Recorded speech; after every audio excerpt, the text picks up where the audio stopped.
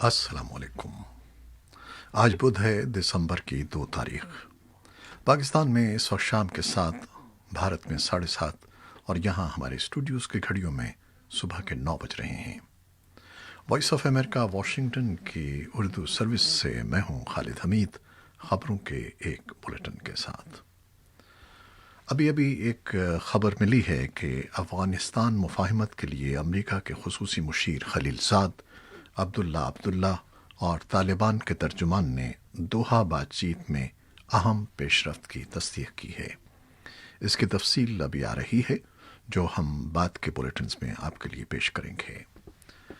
امریکہ کے attorney general William بار نے کہا ہے کہ 3 نومبر کو ہونے والے صدارتی انتخابات میں بڑے پیمانے پر دھاندلی کے کوئی شواہد نہیں ملے ہیں۔ خبر رساں ادارے ایسوسی ایٹڈ پریس کو منگل کو دیے گئے ایک انٹرویو میں ولیم بار نے کہا ہے کہ وفاقی تحقیقاتی ادارے FBI اور امریکی اٹارنیز نے انتخابات میں جعل سازی سے متعلق شکایات کا جائزہ لیا اور انہیں ایسے کوئی شواہد نہیں ملے جس کے نتیجے میں انتخابی نتائج تبدیل ہو سکتے ہیں۔ ان کے بقول اب تک ہونے والی تحقیقات کے بعد وہ یہ کہہ سکتے ہیں کہ انہوں نے ایسی کوئی جعل سازی نہیں دیکھی جو انتخابی نتیجے کو یکسر تبدیل کر کے رکھ دے۔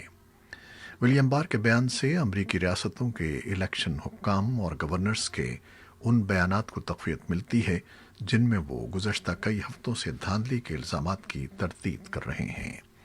ولیم بار کو صدر ٹرمپ کے انتخابی قریبی ساتھیوں میں تصور کیا جاتا ہے اور الیکشن سے قبل وہ انتخابات میں جعل سازی سے متعلق کئی بار انتباہ بھی جاری کر چکے تھے۔ 3 نومبر کو ہونے والے انتخابات کے بعد صدر ٹرمپ کی جانب سے دھاندلی کے الزامات کے بعد ولیم بار نے وفاقی پروسیکیوٹرز کو صدارتی الیکشن میں مبینہ دھاندلی کے الزامات کی تحقیقات کا بھی اختیار دیا تھا۔ تاہم منگل کو انٹرویو کے دوران جہاں انہوں نے تسلیم کیا کہ انتخابات میں بڑے پیمانے پر دھاندلی کے کوئی شواہد نہیں ملے ہیں، وہیں صدر ٹرمپ اب بھی انتخابات میں دھاندلی کے اپنے بیانیے پر قائم ہیں۔ صدر ٹرمپ نے منگل کی شب ایک ٹویٹ میں ایک مرتبہ پھر انتخابات میں دھاندلی کی بات کو دہرایا اور مطالبہ کیا کہ بیلٹس پیپر کے لفافے اور ان پر ووٹرز کے دستخط کو دکھایا جائے۔ انہوں نے مزید کہا کہ ریاست جارجیا میں بڑے پیمانے پر ہونے والی دھاندلی کو بے نقاب کیا جائے۔ انسانی حقوق کی عالمی تنظیم ہیومن رائٹس واچ نے امریکہ سے کہا ہے کہ وہ ایسے حالات میں متحدہ عرب امارات کو اسلحہ فروخت نہ کرے جب متحدہ عرب امارات لیبیا اور یمن پر لگاتار ہوائی حملے جاری رکھے ہوئے ہیں۔ ہیومن رائٹس واچ کا کہنا ہے کہ امریکہ غلط انداز میں طاقت کا استعمال کرنے والی متحدہ عرب امارات کی افواج کی فوجی حمایت بند کر دے۔ ایک بیان میں ہیومن رائٹس واچ نے متحدہ عرب امارات سے مطالبہ کیا ہے کہ وہ لیبیا اور یمن میں پہلے کی گئی مبینہ کارروائیوں کی تحقیقات کرے۔ رائٹرز نیوز ایجنسی نے بتایا ہے کہ واشنگٹن میں متحدہ عرب امارات کے سفارت خانے نے ہتھیاروں کی فروخت کا دفاع کرتے ہوئے کہا ہے کہ امارات امریکی مفادات اور اقدار کے ساتھ قریبی طور پر وابستہ ہے اور امارات کی افواج جارحیت اور پرتشدد انتہا پسندی کو روکنے کے لیے ایک مؤثر قوت ہیں۔ شامی مبصرین کا کہنا ہے کہ جنیوا میں اقوام متحدہ کے زیر اہتمام اسد حکومت اور حزب اختلاف کے درمیان نئے آئین کی تشکیل کے لیے ہونے والے مذاکرات مقاصد حاصل نہیں کر پائیں گے اور نہ ہی ملک کو تباہ کرنے والی تقریباً 2 دہائیوں سے جاری جنگ کو ختم کرنے میں مدد مل سکے گی۔ انہوں نے مزید کہا کہ آئندہ برس ہونے والے شامی انتخابات بھی اہم نہیں ہیں کہ اس کا بکھرے ہوئے ملک کا مستقبل تبدیل کرنے پر کوئی حقیقی اثر ہو۔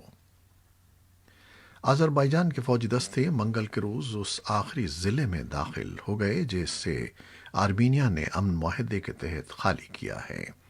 آذربائیجان کی وزارت دفاع نے ایک ویڈیو جاری کی ہے جس میں لاچن ضلع میں کئی ٹرک داخل ہوتے ہوئے دکھائی دے رہے ہیں جن پر آذربائیجان کے پرچم لہرا رہے ہیں۔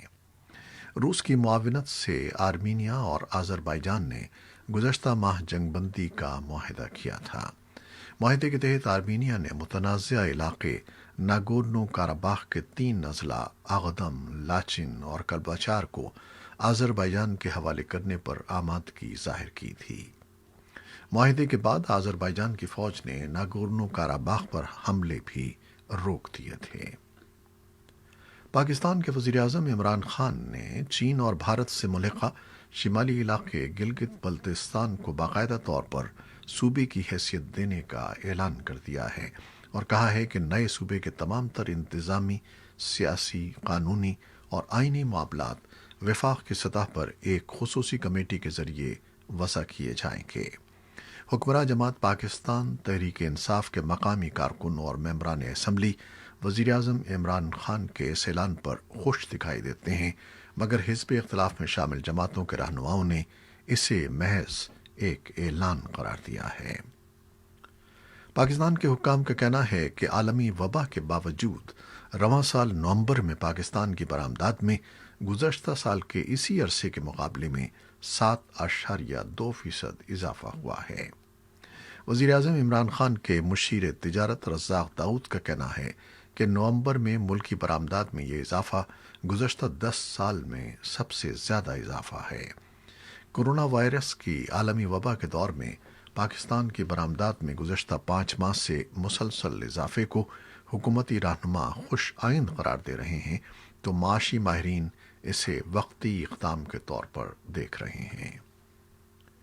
کراچی کے قریب چین کے اشتراک سے تعمیر ہونے والے جوہری بجلی گھر K2 میں جوہری ایندھن ڈالنے کا عمل شروع ہو گیا ہے۔ پاکستان ایٹامک انرجی کمیشن کے ترجمان کی طرف سے جاری ہونے والے ایک بیان کے مطابق 11,000 میگا واٹ بجلی کی پیداواری صلاحیت کے حامل K2 بجلی گھر میں جوہری ایندھن ڈالنے سے قبل پاکستان میں جوہری امور کے نگراں ادارے پاکستان نیوکلیئر ریگولیٹر اتھارٹی یعنی PNR سے باضابطہ طور پر اجازت حاصل کرنے کے بعد چین کے تعاون سے تعمیر ہونے والے 1100 میگا واٹ کے جوہری پلانٹ میں جوہری ایندھن ڈالنے کا عمل شروع ہوا، جس کے بعد آئندہ سال اپریل سے اس جوہری پلانٹ سے بجلی کی پیداوار شروع ہو جائے گی۔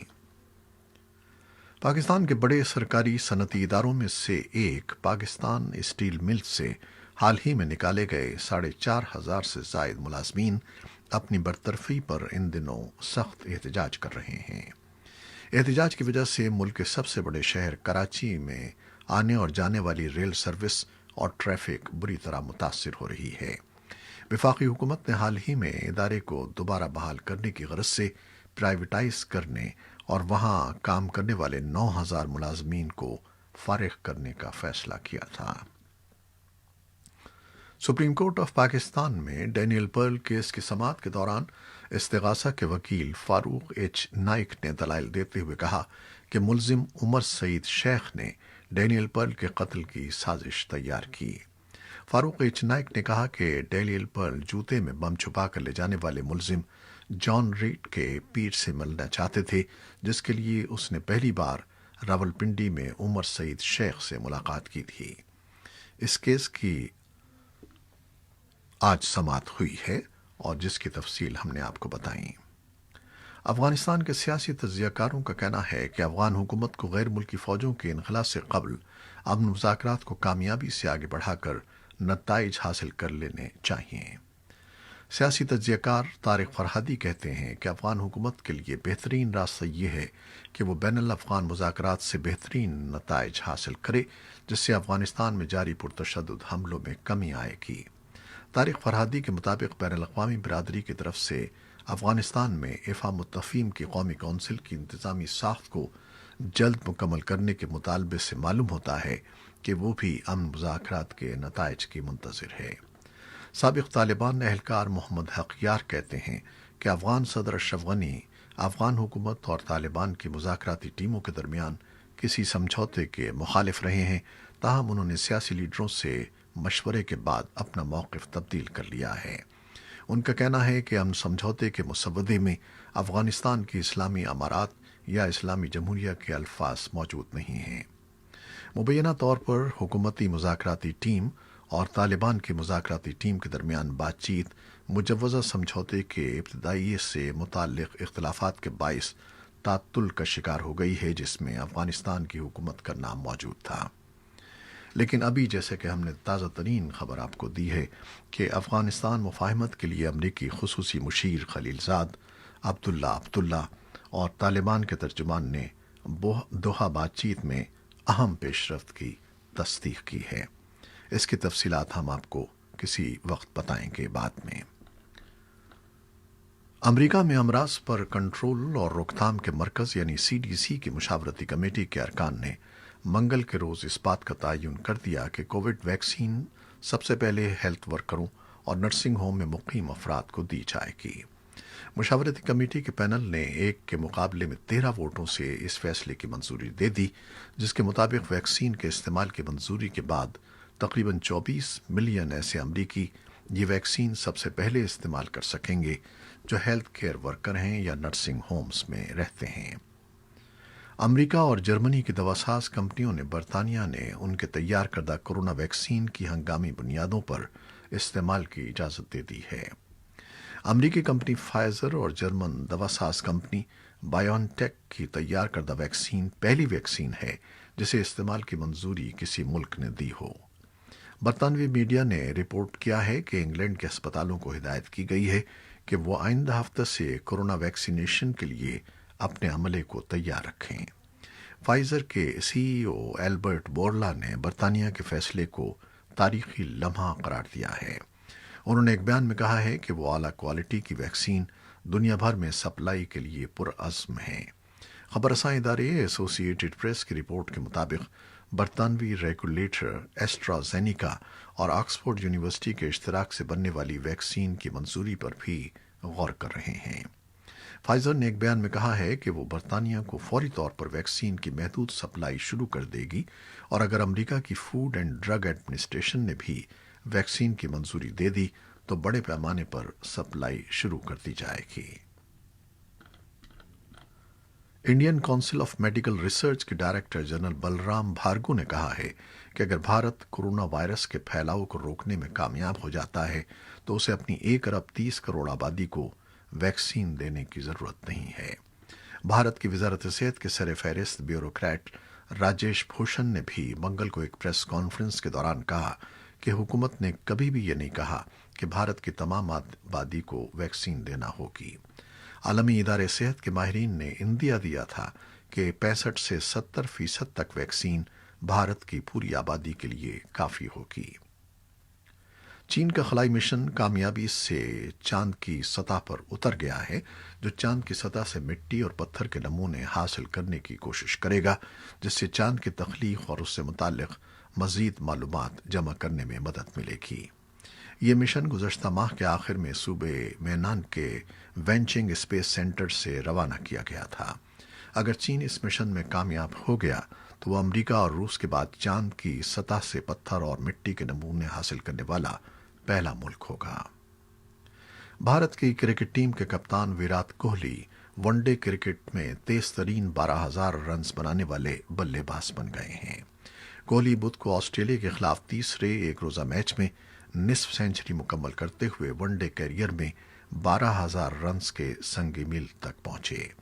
کوہلی نے اپنے کیریئر کی 242ویں اننگز میں نہ صرف 12,000 رنز مکمل کیے بلکہ انہوں نے بھارت کے سابق مایہ ناز بلے باز سچن ٹنڈولکر کو بھی پیچھے چھوڑ دیا ہے۔ یہ تھیں وہ خبریں جو فیس بک لائیو پر ہم نے آپ کے لیے پیش کی۔ ہماری ویب سائٹ اور یوٹیوب پر یہ بلیٹن پوسٹ کر دیا جاتا ہے، جسے آپ بعد میں بھی دیکھ سکتے ہیں۔ خالد حمید کو اب اجازت دیجیے گا۔ اللہ حافظ۔